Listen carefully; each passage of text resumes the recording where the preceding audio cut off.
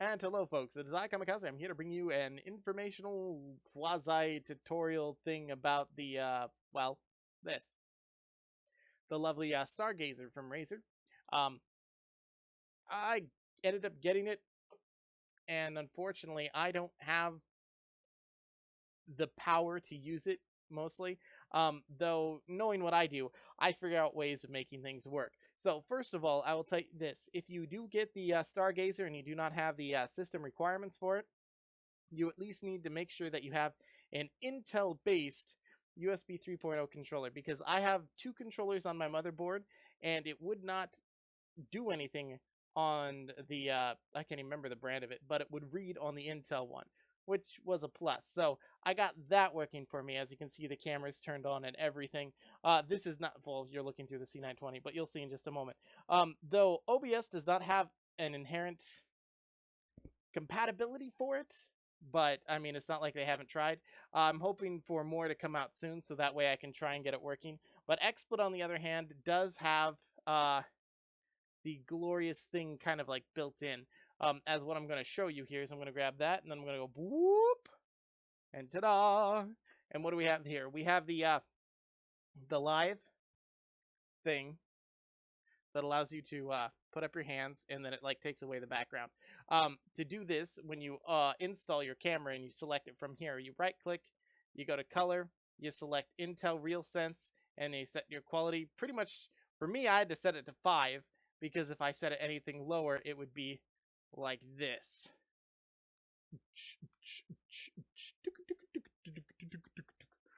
So let's crank that back up to 5. So that way, I think this is at, it tells you the frames right here. Yeah, I set it for 720, but that's where I would want it to be. But you can set it for less, thankfully. Clicking out of there, if you look down, you'll notice that, well, maybe you can't see that. Yeah, you can't see that. Well, we'll just open this up. I am not using a 6th Gen I core processor, 6th Gen I processor, whatever. As you can see, I'm using a 2600, which is a 4-core with hyper-threading, allowing 8 cores, blah, blah, blah, blah, blah, blah, blah. You know what I'm saying. So, it is possible to run this and have its features go without having a 6th Gen processor. Downside, first of all, I will say downside, it eats up your processor quite nicely. And if you look down here, it's using my GPU quite a lot to process this, and XSplit isn't even the thing that's recording it. So, you may have to tweak with it, fiddle with it, and do things to set it up to actually process and do well for you. But for me, I'm going to have to wait until I get better hardware, just because I want more quality than what I'm getting. It works nicely. I'd have to say I've played some of the games and some of the features and so forth, used face rig. It's got a lot of potential for it. I just need more support, more power. I mean, of course, but then again, I'm poor folk. So looking at these, you can do it on, this is the 2nd Gen processor, mind you. That's what the 2 stands for.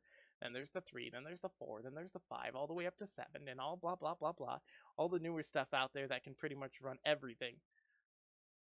Sorry, I'm still recovering from surgery, so my brain is forgetting what I'm going on about.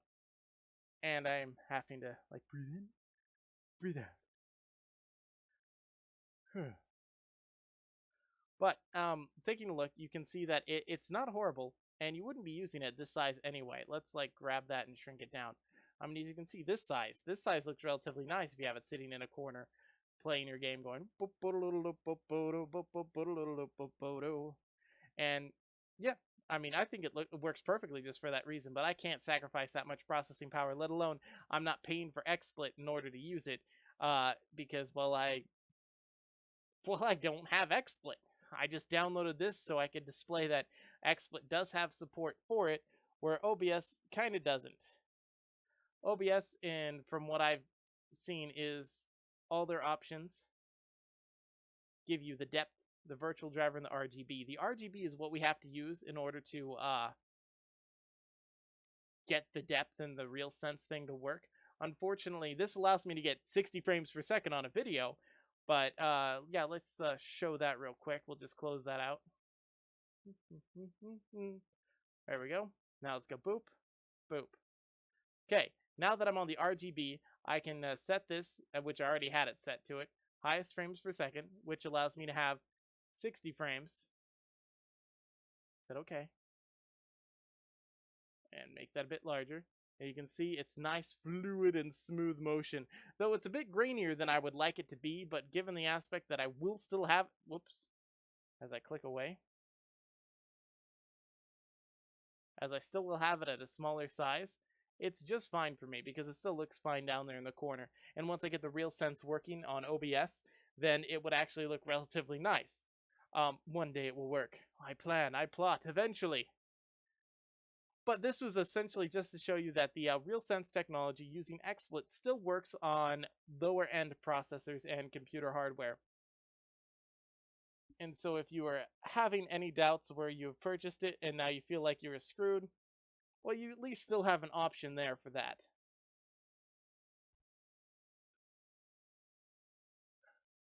Sorry, catching my breath.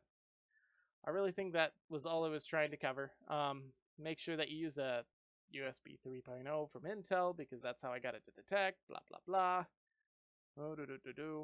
XSplit will let it work. You'll use more processing power. I mean, that pretty much just sums it up. I mean, if the sacrifices you're willing to take in order to provide this technology, getting XSplit and using more processor and GPU, I wish you luck. If you folks had fun, if this helped you at all, please remember to like, subscribe, comment, do all the fun things. I'll catch you guys in the next one.